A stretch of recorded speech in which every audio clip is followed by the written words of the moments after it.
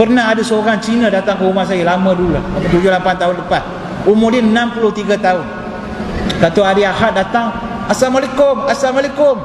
Pakai seluar pendek datang, t-shirt pagoda aja. Saya pun Waalaikumsalam, keluar tanya apa hal, kata, tak Fitri ya? Saya kata ya. Boleh jumpa? Boleh. Ajak dia masuk rumah, bersembang-sembang, kata, mau apa? Kata, saya mau masuk Islam. Saya terkejut. Datang bagi salam tadi. Dia kata, saya mau masuk Islam. Saya pun kata, belum Islam? Belum. Macam mana tahu Islam? Saya pun tanya, macam mana you tahu pasal Islam? Dia sakit masuk hospital Kuala Lumpur baru. Dia kata yang duduk katil sebelah dia ni seorang mualaf yang baru masuk Islam. Seorang mualaf baru masuk Islam. Dia masuk Islam, dia pun sakit, masuk hospital. Kemudian hari-hari mualaf ni cerita pasal Islam kepada orang Cina ni. Sampai dia pun kata, okey, lu mati memang rugilah, dia kata. Tapi kalau you masuk Islam, you untung. Orang Cina ni nak dakwah mudah saja, cakap untung rugi. Ya. Ini kaedah berdakwah kepada masyarakat Cina. Sebab dia daripada kecil untung rugi. Sebab kita pergi hari ni baca kitab dekat orang ni, dia tak nak dengar. Itu you pergi baca, buang masa sajalah. Tapi cuba cakap dekat mereka, kalau you masuk syurga, kalau masuk Islam memang untung. Apa untung? You dapat kenal dengan orang Islam, bisnes pun boleh tambah, untung lagi boleh masuk syurga. Tuhan yang sebenar you akan kenal siapa. Ini untung. Tapi kalau tak ada masuk Islam, rugi. Apa rugi? Rugi mati masuk neraka. Semua benda baik you buat, semua rugi saja. Duit you pun rugi. Ini cara kaedah dakwah. Masyarakat India, dia ada pula kaedah dia nak berdakwah. Masyarakat India suka pula dipuji. Kita puji dia, puji mak bapak dia. So dia memang sifat macam tu. Jadi kaedah dakwah ni pun kita kena belajar dulu. Jangan semua pakai standard saja. Sebab tu kita dah 55 tahun kita merdeka, tak berjaya nak Islamkan 1% orang bukan Islam dalam negara kita. Orang Cina ni datang, dia kata, ini ada orang baru masuk Islam, bagi tahu saya mati susah. Sekarang sudah susah, mati lagi susah. Dia kata, lagi rugi. Dia kata mau masuk Islam. Saya tanya, mana duduk? Rupa-rupanya Masya Allah, rumah dia sebelah masjid. 40 tahun dia tinggal sebelah masjid. Saya tanya kat dia, you ada dengar azan? Apa itu, nyanyi kak? Ya. You tahu apa itu mana? Dia boleh ingat dah.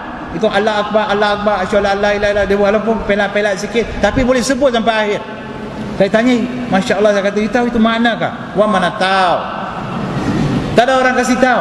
Tak ada. Orang Islam tak ada mari kah? Orang masjid tak ada mari rumah. Ada mari. Apa dia cakap? Minta itu pokok pisang. Itu saja. Tengok Islam kita ni punya jahat. Pergi rumah dia minta daun pisang, minta buah pisang, pokok pisang, tapi tak sempat nak bagi tahu apa itu Islam pada dia. Dan saya tanya, apa pasal dulu tak ada masuk Islam? Wah, punya mak sudah cakap, lu jangan, sebab dia pernah ada keinginan untuk masuk agama Islam. Masa muda-muda, umur dia 20 tahun. Mak dia kata apa? Wah, punya mak sudah cakap, lu tak boleh masuk Islam, lu masuk Islam nanti saya mati. Jadi sebab dia seorang anak yang taat pada ibu dia pun cancel hajat dia masuk Islam. Saya tanya, sekarang mau masuk Islam? Wah, punya mak sudah mati loh, dia kata. Dia pun no problem nak masuk Islam. Dan dia kata apa? Bila mak dia mati dah dekat 20 tahun. Pasal apa 20 tahun tak ada masuk Islam? Tu surat tak ada mari mah. Dia ingat apa? Dia ingat nak masuk Islam kena terima surat daripada kerajaan, mengatakan tahniah saudara hari ini sudah diterima, boleh diterima untuk masuk Islam, atau saudara dijemput untuk masuk Islam.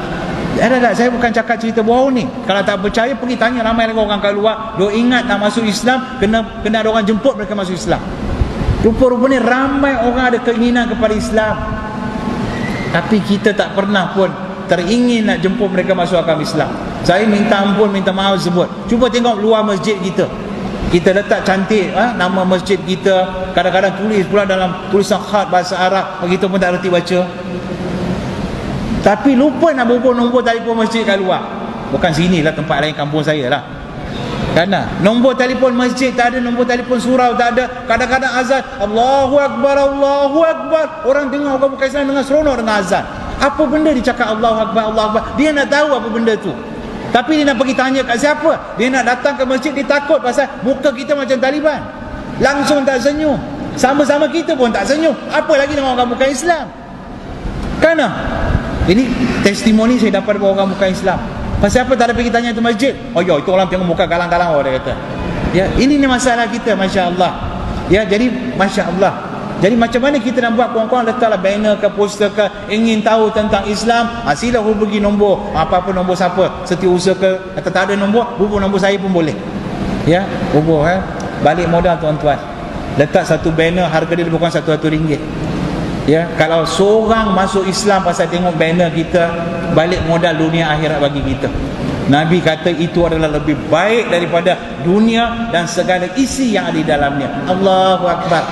Saya yakin besok banner akan naik di kampung lindungan semua tempat. Ya, letaklah mudah-mudahan pasal kita punya banner orang masuk Islam, kita pun tak erti siapa minat pada Islam. Ramai-ramai orang bukan Islam, siapa yang minat kita mana tahu. Kawan-kawan letak satu banner, orang yang lalu dia kata, nak masuk Islam telefon nombor ini saja. Selesai masalah dia pun telefon. Okey, you nak masuk Islam, pergi ke Jabatan Kamis Islam. Don't know how to go, saya bawa kamu pergi. Bawa empat kambing gambar, 2 orang saksi. Saksi 2 hari. Ni saya bawa imam dengan kita punya Bilal. Saksi dah cukup dah. Contoh, selesai masalah. Ya, Nabi sebut siapa yang mudahkan seorang itu masuk, ya, bawa dia daripada gelap kepada cahaya, daripada kufur kepada iman, itu adalah lebih baik daripada dunia dan segala isi yang ada dalamnya. Nabi sebut seolah-olah macam mendapat satu unta yang merah, Rolls Royce lah, atau BMW 7 Series lah lebih kurang. Allah tak nak ke tuan-tuan? Allah nak bagi ganjaran macam tu.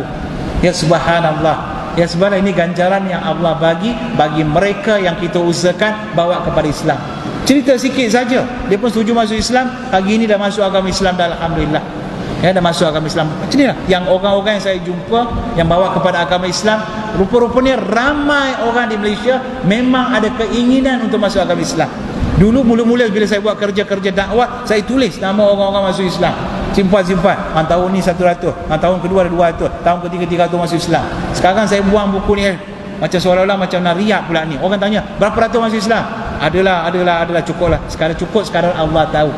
Kenapa? Bukan saya duk fikir-fikir, bukan mereka ni, bukan saya dakwah mereka masuk agama Islam. Dah. Secara betulan mereka Allah dah bagi hidayah, siap dah. Saya hanya buat the touching, final touching saja. Ya, final touch